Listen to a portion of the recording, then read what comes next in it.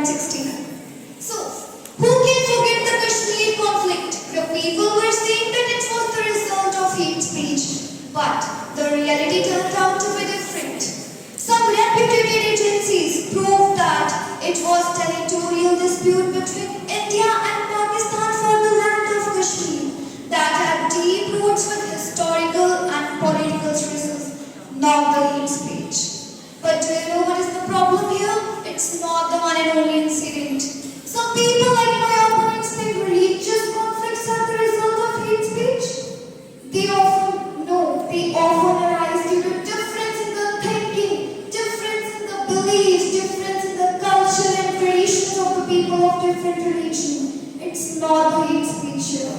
Under Section 19(1), the Constitution of India says that every citizen of India has the right to put their point in front of the society. And my opponents are against the fundamental law of India.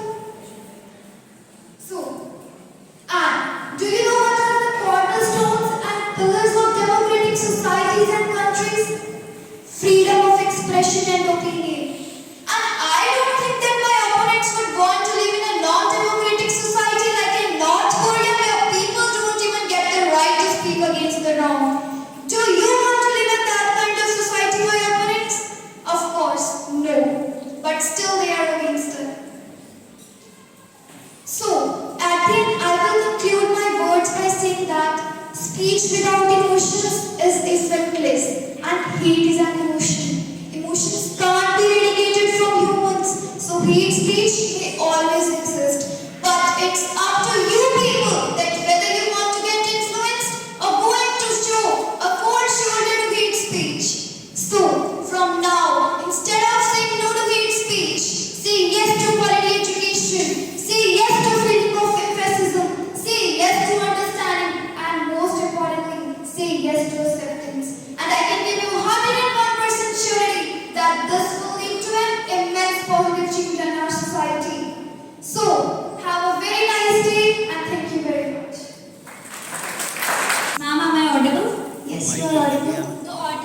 The opponent who just came before you mentioned an incident where Virat Kohli's daughter Bhamika, she became a victim of hate speech. Would you like to counter this? Yeah, I would like to stop our trade threats. I heard it rightly. The rule. People must be educated. They must be sensible that how they are talking to the people.